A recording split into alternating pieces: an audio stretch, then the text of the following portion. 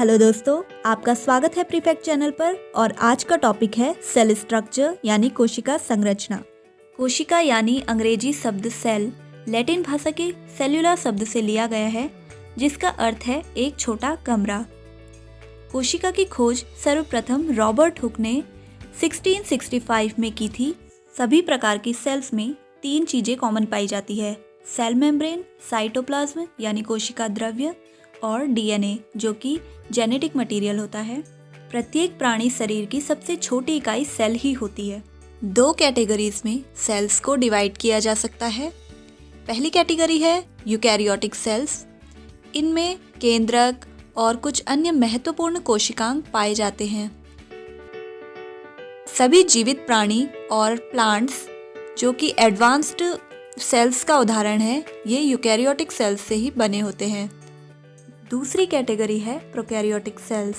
Prokaryotic cells में nucleus नहीं पाया जाता है। जेनेटिक मटेरियल पाया जाता है, लेकिन उसमें भी न्यूक्लियस एब्सेंट होता है।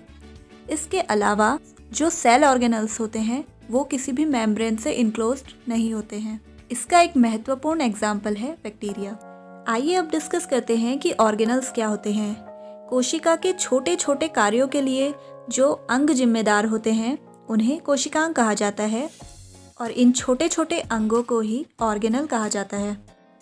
कोशिका का सबसे महत्वपूर्ण अंग है न्यूक्लियस, जो कि सेल के प्रत्येक कार्य पर कंट्रोल करता है।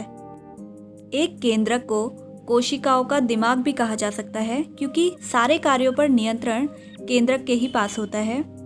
केंद्रक में मुख्यतः केंद्रिका और क्रोमोटिन पाए जाते हैं। ये क्रोमोटिन महीन धागों की जाल जैसी संरचनाएं होती है, जो कि कोशिका विभाजन के समय गुणसूत्रों यानी क्रोमोसोम्स में बदल जाती है। केंद्रक के अंदर क्रोमेटिन के अलावा केंद्रिका यानी न्यूक्लियोलस पाया जाता है। एक या अधिक प्रकार के न्यूक्लियोलस पाए जा सकते हैं। कोशिका विभाजन की कुछ विशेष अवस्था में केंद्रिका लुप्त हो जाती है, किंतु बाद में पुनः प्रकट हो जाती है।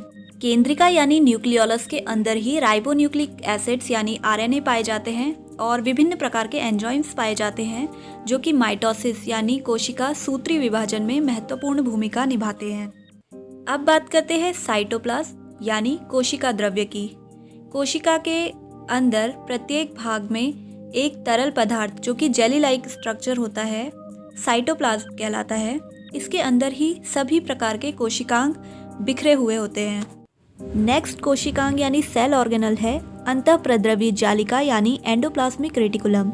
ये दो तरह से होते हैं, रफ ईआर और smooth ER.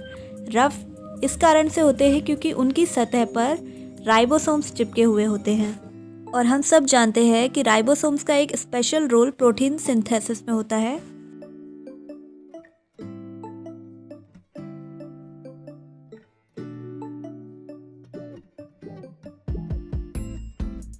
Next important cell organelle है गोल्जी एपरेटस, जिसे गोल्जी बॉडी भी कहा जाता है।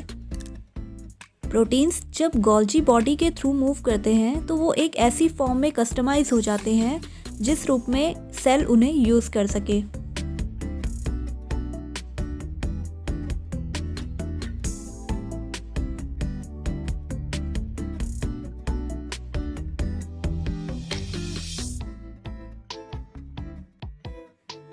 अब बात करते हैं वैक्यूल्स यानी रिक्तिका की।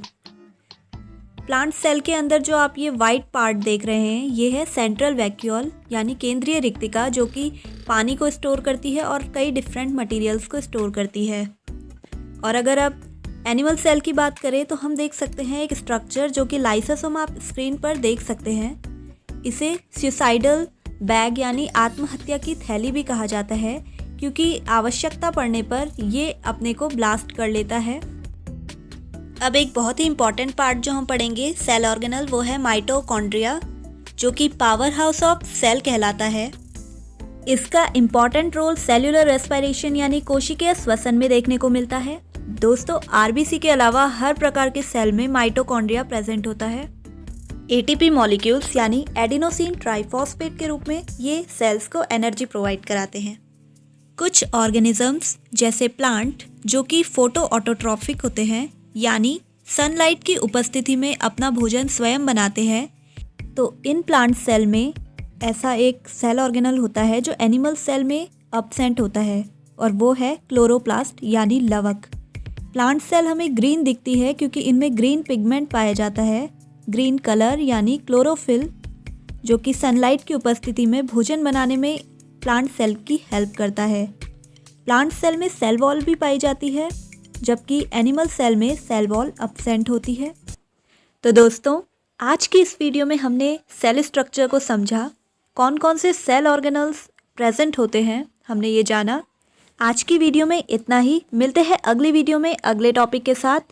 तब तक के लिए have a nice day and thanks for watching.